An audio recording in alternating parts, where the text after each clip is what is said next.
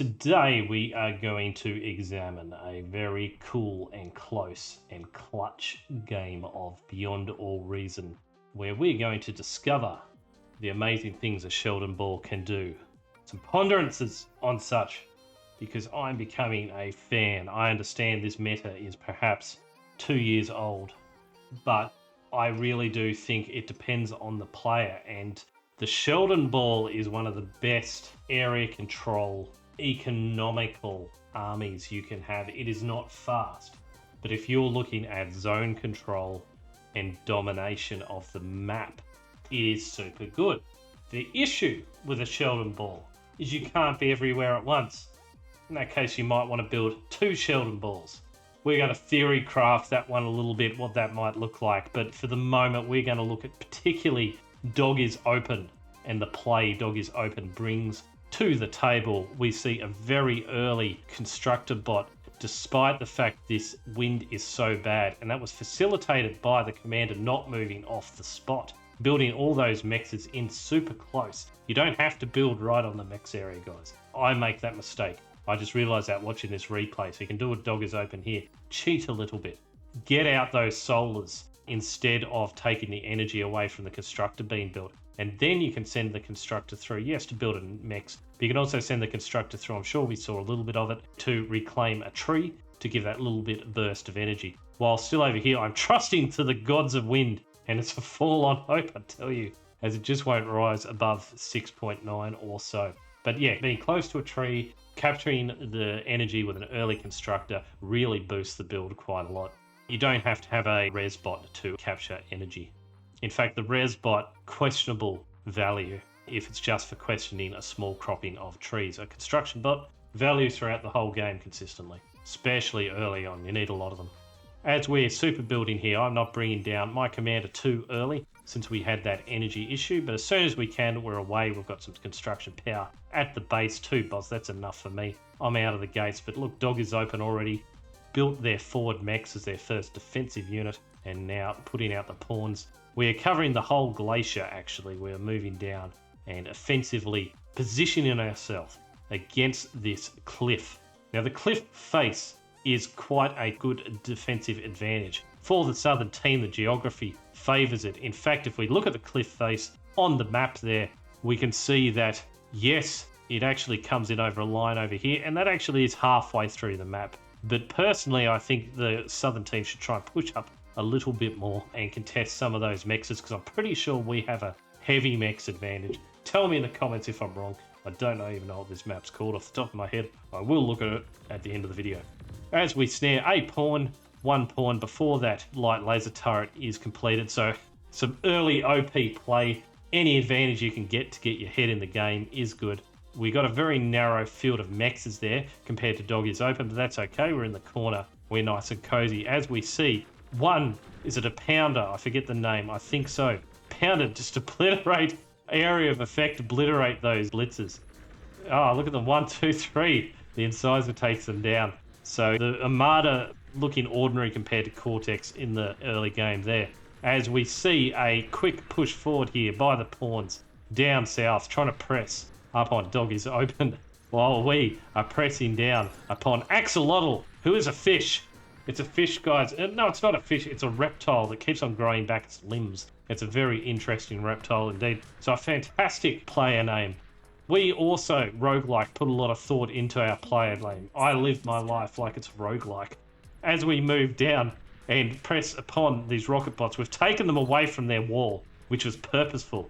And I'm being a little bit aggressive here as the bots get repaired back at base of Dog is Open, because he is trying to be stringently save money. We're just blowing away our rocket bots in an offensive orgy of rockets. 2 casualties we're willing to take before we withdraw back. The reason we're taking casualties is we're trying to get up the area control laser turret. We want all the control we can get, as we can't even keep a radar up at the moment. It feels like a losing battle, honestly. The Rocketeers are on the cliff behind a wall. Now I watch it, I realise we're actually doing okay in the trades. We've got a fairly good damage efficiency, but it feels like we're just losing, and we're 1 step away from a wipeout here, as we're not even building from the base at the moment, trying to finish off this Warden. Very expensive, as fast as possible. 200 metal in the bank. It's going to get finished off in time. And the Warden, of course, snipes the commander, as it's wont to do. Axolotl moves back behind the laser turret, hiding away there. I don't think it's going to necessarily protect him. Goes through the laser turret into the commander. Overshoots, perhaps.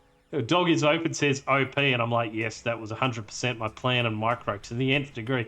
Wasn't automated fire at all. As we move forward to greedily suck up some of this metal, as I am a greedy man. The commander's there and thinking, oh crap, I better get out of here. So we degun that corpse. There is no more metal to have, and get away with 134 hit points. The screen decides to censor my commander a little bit. How naked he is with that short amount of hit points. If any of you are getting graphical glitches just like that one we saw there with the censoring of the screen, I get that all the time now. What is going on beyond all reason? There it is again. What the hell? As we see there, we've got good damage efficiency, very unusual for rocket bots. The metal produced, we're getting up there. We've got our T2 constructed. Everything's looking good on our line. We're not up against Pro Florio and Kevin. So we're feeling like we've got this all in hand. We can see that with the super early T2 lab here, cheekily even building a constructor. As this massive counter comes in from over the cliff from the other side, we're completely exposed here. Dog is open, is moving back the commander. Our commander does not have a hit point to save himself.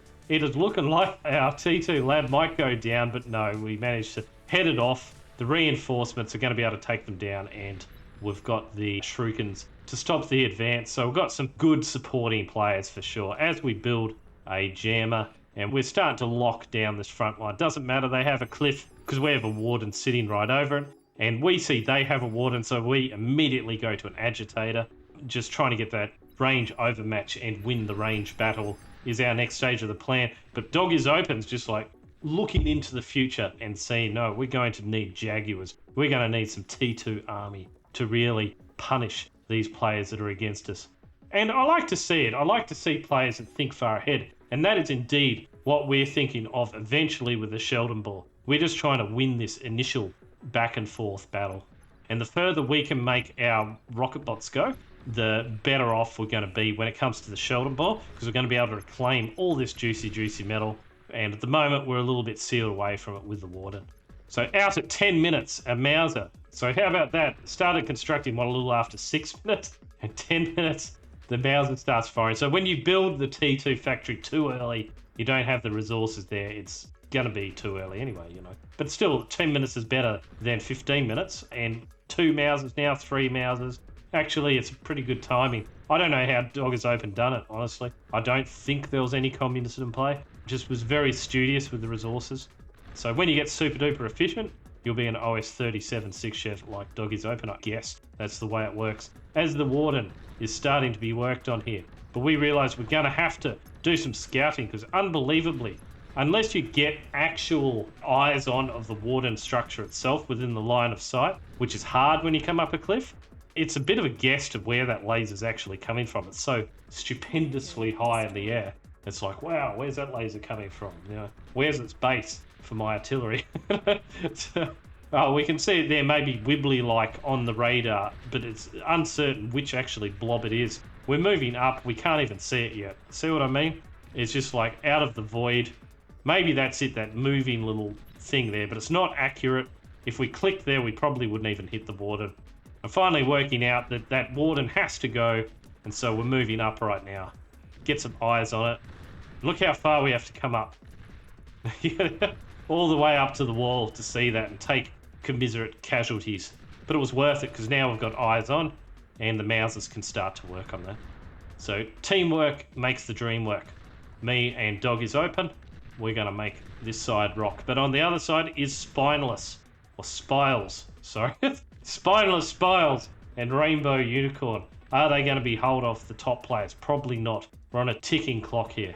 But what is interesting about Sheldon Balls as we start up this T2 mix? What's got me into Sheldon Balls? And why am I fantasizing about Sheldon Balls? Well, it's one thing and one thing only. Zone control, my fellas. It's the best zone control army money can buy. Yes, you might say snipers are better, but snipers cost energy. They don't come out very early.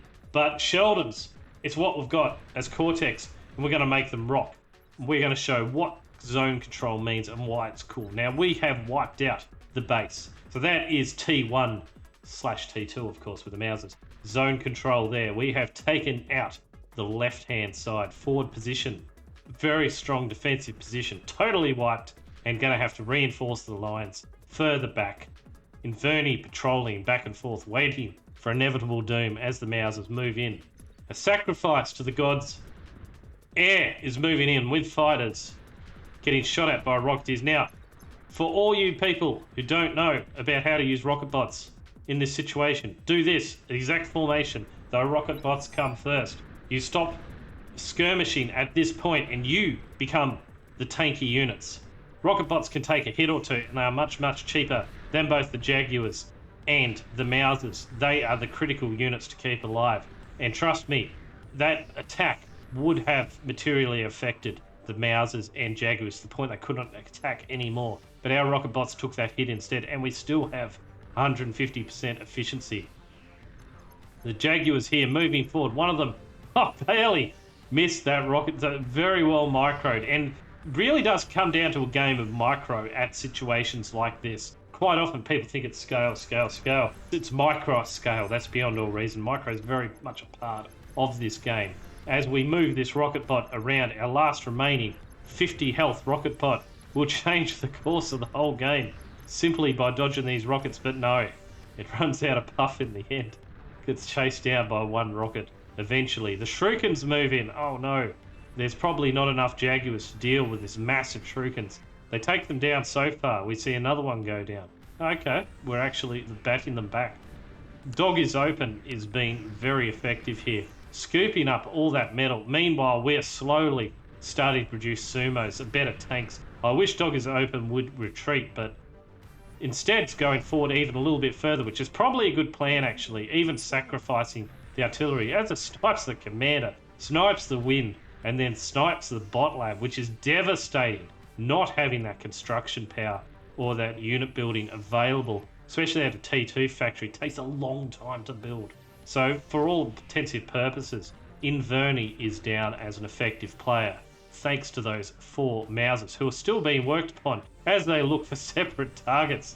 They're going to start shooting up at the Pitbull, which actually has a longer range somehow on the hill than the Mausers. Quite interestingly, 1 Pitbull is all you need sometimes, especially if it's getting healed. As we see, 111k damage. Quite phenomenal, really. A tank coming down and being quite a painful tank. The Pitbull is the enemy number 1 here. That must go down, but it has a shocking amount of hit points with 3 construction turrets on it. That is an effective 2,000 hit points or so, getting repaired up 100 hit points a second, and is just able to do it. It gets down to 6% before the whole thing runs out of steam, as we have got sprinters on the scene who actually worked out in this rare case of sprinters not being completely useless by re-attacking that Mauser force. As we move down, Dog is open in the field, has moved too far forward, perhaps saved by the incisors, but really should be moving back, not forward. But the Shurikens move in. Oh no, didn't build the anti-air, didn't hit, takes down. Oh no, all the incisors. So there you go. Sometimes it is a walking bomb, the commander, and we need to account for that fact and plan accordingly. Having to rebuild what looks like the T2 factory again, just to free up some resources. Our lone sumo arrived too late, absolutely useless, and will now slowly get taken down by the Shuriken. So the attack in the end didn't maintain momentum, but that's what happens sometimes on the attack. Never be scared. As we build an anti-nuke at the 17-minute 30 stage, I don't think that's too bad for a frontline player. I know we could have still got nuke rushed, but there you go. That's the way it rolls sometimes. We've still managed to put a lot of pressure on, and so we're both feeling pretty good about ourselves. But Kevin and Rainbow Unicorn here up against it. Actually, Rainbow Unicorn been very sneaky there with the commander. I'm sure that won't last. As we see here, the sprinters moving on the conga line of rovers, taking them down. It's endless, however. We're just sitting there, chilling out, patrolling the front of the lake. And the sprinters taken us a little bit by surprise. And the tank force possibly are not enough DPS on those tanks to do anything meaningful. As they attack the construction turrets, maybe going to be able to take down 1 here. And that's about it before being out. Tanks are really good units, don't get me wrong. But you need a whole glob of them to actually do anything on a run by. 4 is generally speaking not enough. Some defence has been erected. It's all just last gasp stuff, as we see in Verney, I believe the player was. I cannot quite remember the name, as they have left, being taken over troublesomely by Pro Florio. So we've got a difficult opponent directly against us. Even if they're having to pass up their APM, we can be assured of somewhat effective units and APM against us. So the easy times are over. And I recognise this, so I'm balling. I'm thinking Sheldon balling is the way to go. As our metal producer, we're actually second. Our team is struggling to scale here all across. If I am getting the second most metal produced, then something's going wrong, I tell you. Particularly being so offensive early in the game.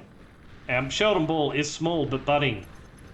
As our sumo patrols out the front will not hunt down the sumos. The Jaguars are better at that. But the Sheldons can snipe from a fair way away. The Sprinter's been probably a relatively good counter in some ways to the Sheldon Ball.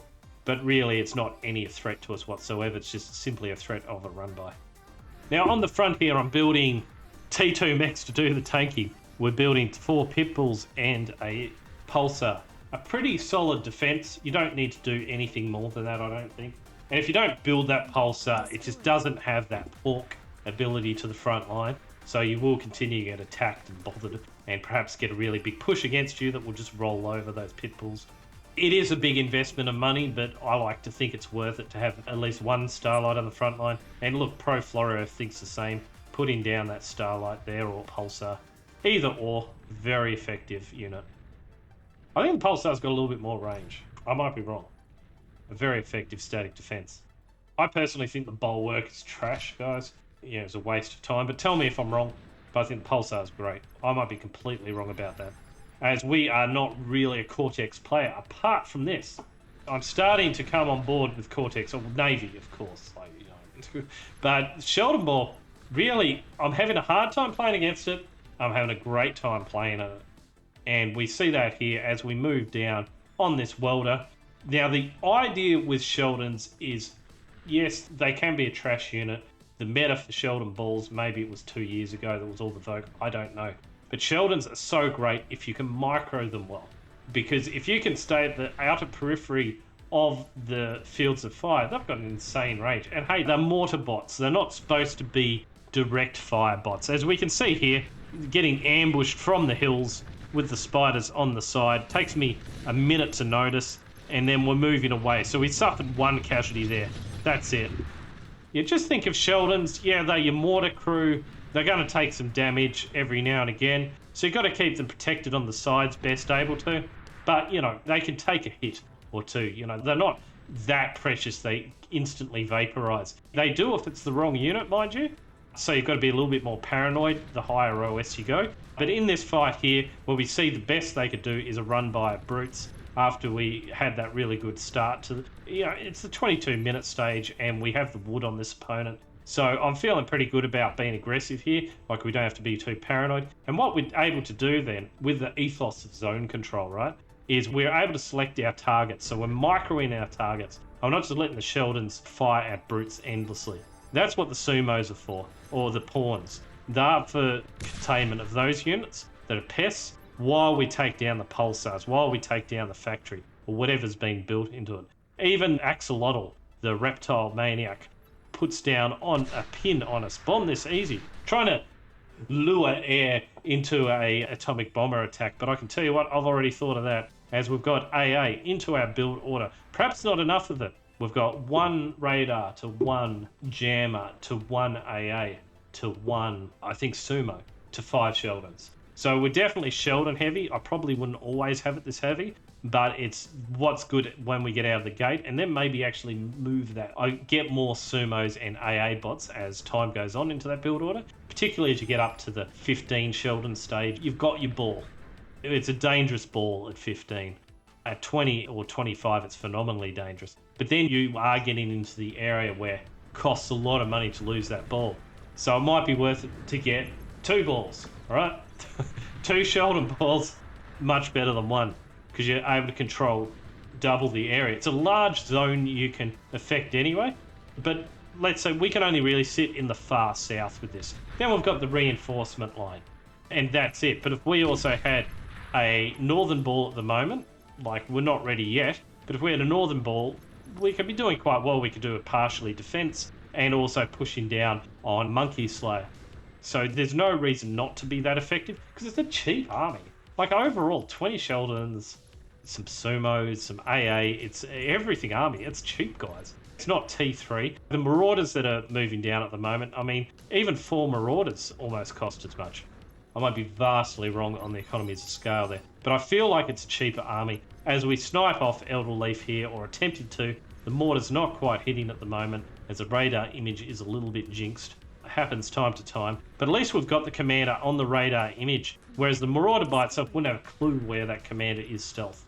As we move down, and we've taken that down alongside the Marauder, and now we're moving on the pawns, and even though the pawns technically are a counter to us, not really. We're not having to expend any energy to kill those pawns, right? Unlike a sniper or whatever. So the pawns, they're a dead loss to the team here, and that's Kevin's team. So every time that's 30 or 40 metal going under one of those pop.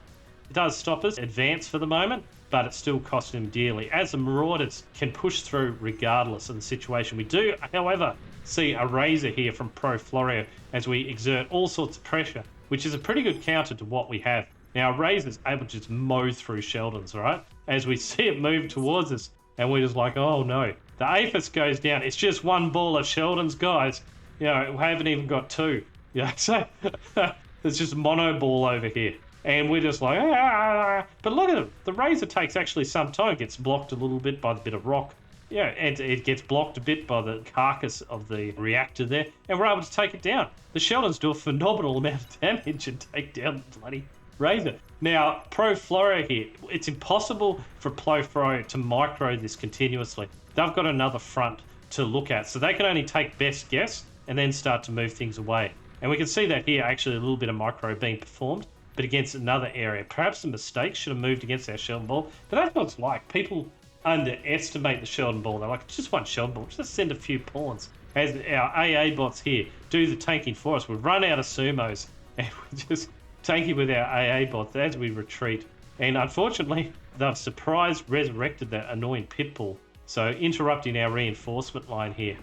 So in general, the reinforcements, I guess it's a good idea to send them to the ball, but quite often your reinforcement line then will get intercepted. Not necessarily a bad thing, it's just sort of led to this happenstance surround of the Razor here. So we're getting quite a lot of surround damage actually on this Razor at the moment from all sorts of units.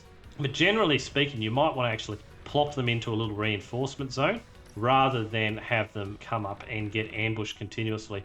As we see, a big heap of pawns all sent against us continuously. Very cheap and easy for Kevin to do, of course. They are a drain on the economy, actually. So some more specific units, I'd say some more Sumos, something like that. To take down the pawns would perhaps be the best option here. But you know what the best option is take the ground with the Sheldons and build some static defenses. That we haven't done, and reclaim what is there. So we're a little bit behind the ball here on the APM, and that's our first mistake, not being confident enough and trying to push forward too fast. We're there to establish a zone and build behind us. And as we can see, we've got the top damage here, by far, top efficiency. The Sheldon Balls really turned the game around for us. We're now building actually an Armada T3 because I'm comfortable with the unit called the Razorback in this instant, because what are we countered by, right? Pawns. So the Razorback is going to be the counter back to the mass pawn, but it is an expensive counter. Personally, I think that's a mistake. Looking at it now, I would have kept that experimental gantry in the back pocket a little bit and continued on with Sheldon Balls. Up the Sumos heaps and up the static defense heaps. We are up against Razors, but Sheldon Balls can take them down absolutely fine, as long as you've got a big line of Sumos. So when they chuck 2 Razors at you, you can take that down as well. 3 or 4, yeah, you're going to be in trouble. You might actually get wiped.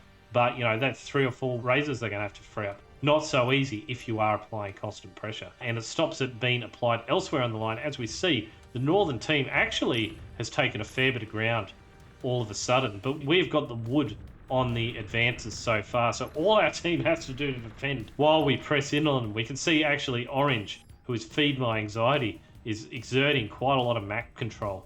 But the problem is they've hooked around. We can look at the mini-map here. I can see perhaps a troubling indication of the fight to come that Pro Florio and Kevin are going to be able to exploit. We've got a big ambush set up here, a concave set of pawns guarding the cliffs.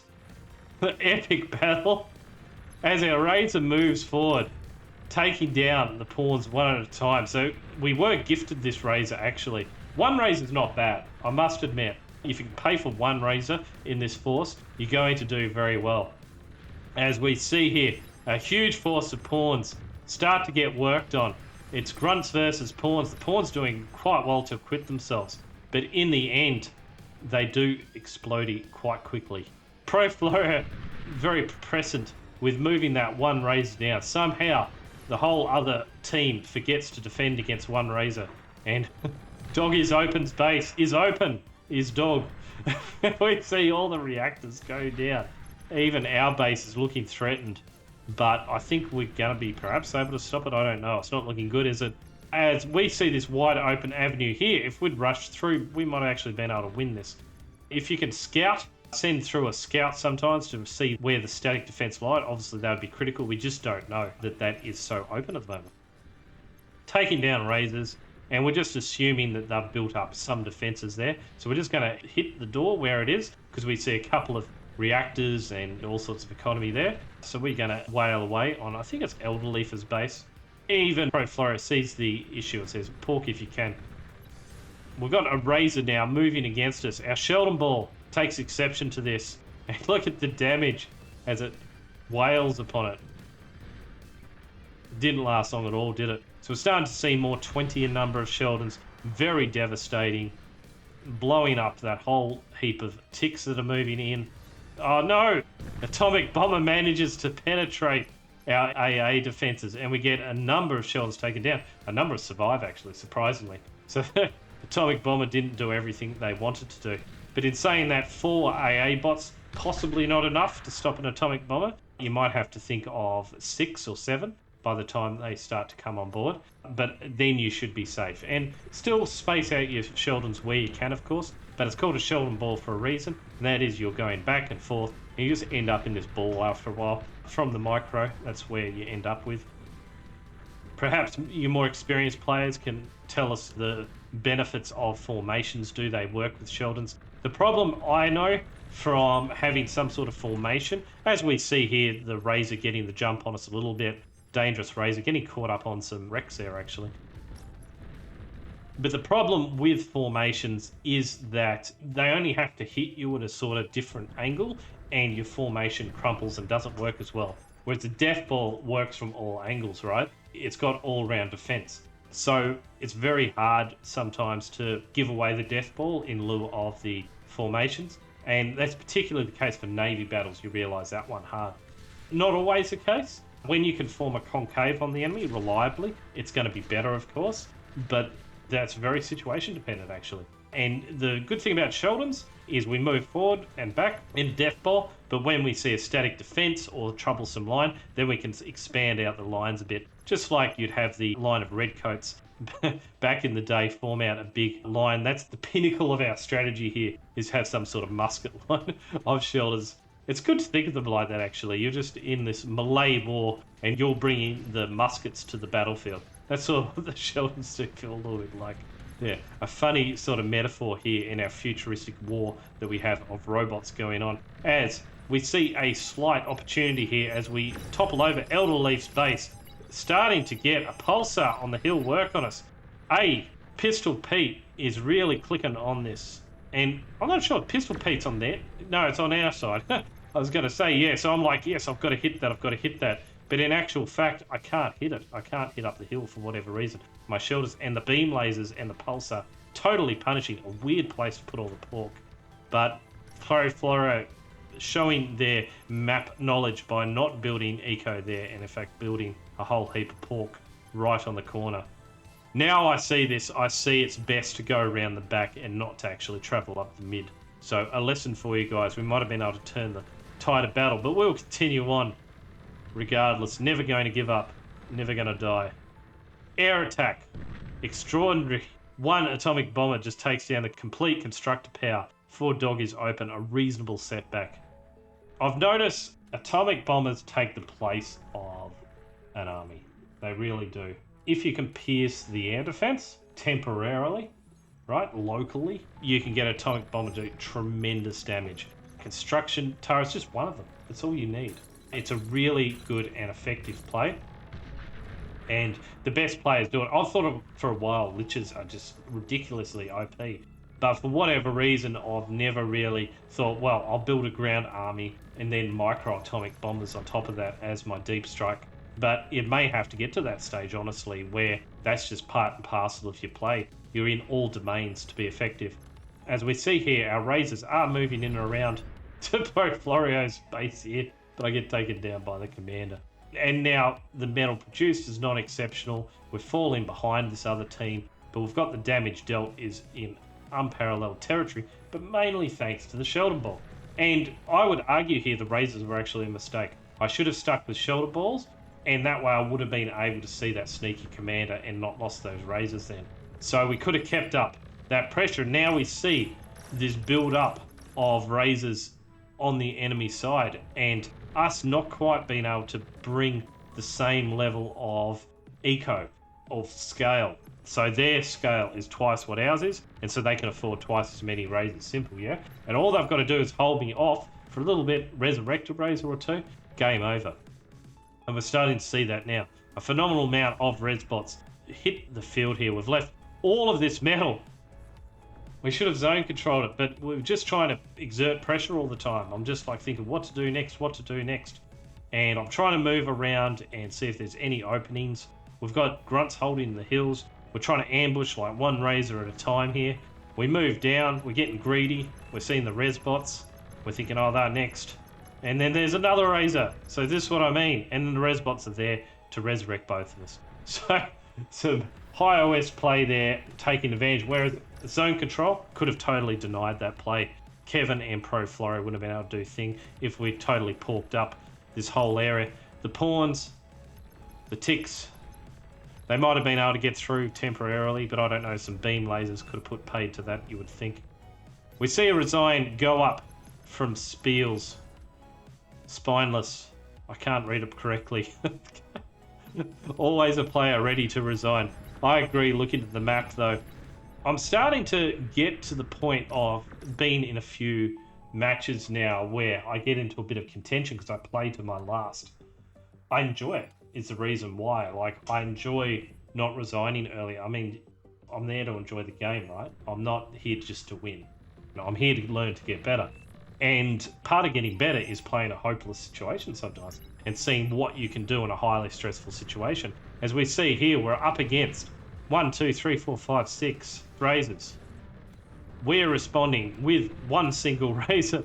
The eco of ours is not able to match the scaling of Pro Florios, and it's not going to be enough. The two Razors at once might have been a little bit more impactful there, but unfortunately the base was on the line. We had to commit. The Marauders, a poor choice of unit, if I may say so. Dog is open, making a mistake there. The roll, but Dog is open also didn't have any eco of note. It was all a desperate play. Whole base was of course blown up. We're also relying on Feed My Anxiety. There's only really two of us that are functioning on any sort of wheel now. It's sort of a 2 versus 2, isn't it? Funnily enough, it really is. It's Pro Florio Kevin versus me and Feed My Anxiety. And we see here that last commander takes down one of the Razors. I should have been on the other side or built some obstruction. If I would have done this again, I would have built some solar power plants here across and funneled these Razors into one position, but wasn't to be, as our commander slowly walks over to take out the second Razor. But unfortunately there's one Razor loose in our base, and that's all they need as the frontal attack takes us down from the red spots. Yeah, it's all over. But there you go, guys, a back and forth game where really both sides won, and then we managed to lose it. So as we could see there in the end, despite our good play, it wasn't quite good enough. In the end, Pro Florio, of course, showed us how to play the game. We could have won that. Now I look at it through zone control. And I've learnt that through my Navy game. And my Navy game on Supreme has improved 100 billion%. I still lose occasionally to a high OS 40 because I stuff up my Destroyer micro early on. and I get rushed by frigates. That's about it. That's the one time I die.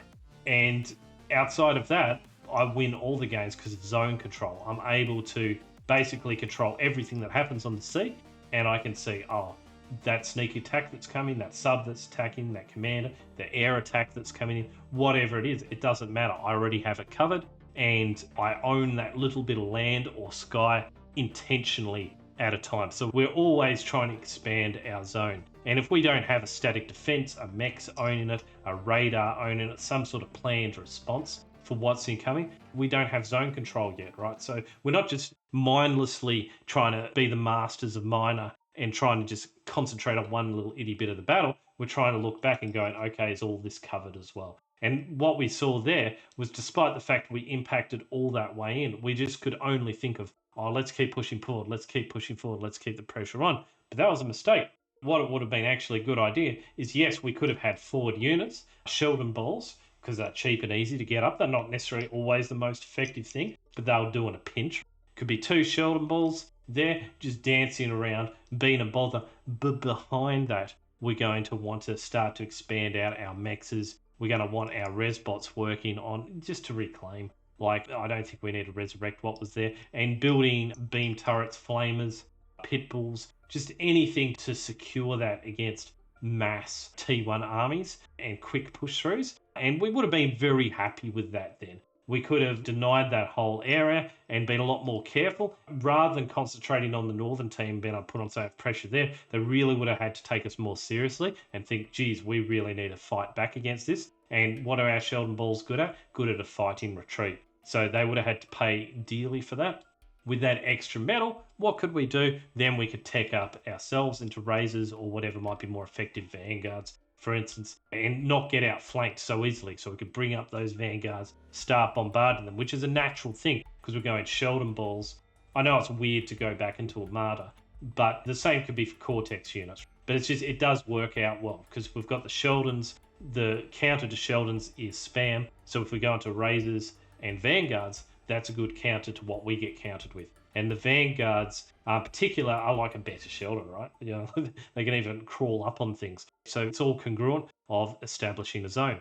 That's my thinking on the issue. Also, if you want to get a really high APM, I played a noob battle last night where I was king of the noobs and we won the game. It was a really long game, but I ended up getting 150 actions per minute controlling my Sheldon ball. And it just gets you into that zone of trying to be the best player possible and microing the units rather than always trying to be God Emperor of the battlefield. But in actual fact, you're just sending off units to die all the time, incompetent form. When you can actually try and extract the most out of every single unit you're fielding on the front line, that's the path to greatness, I believe, and maybe the path to greatness for you.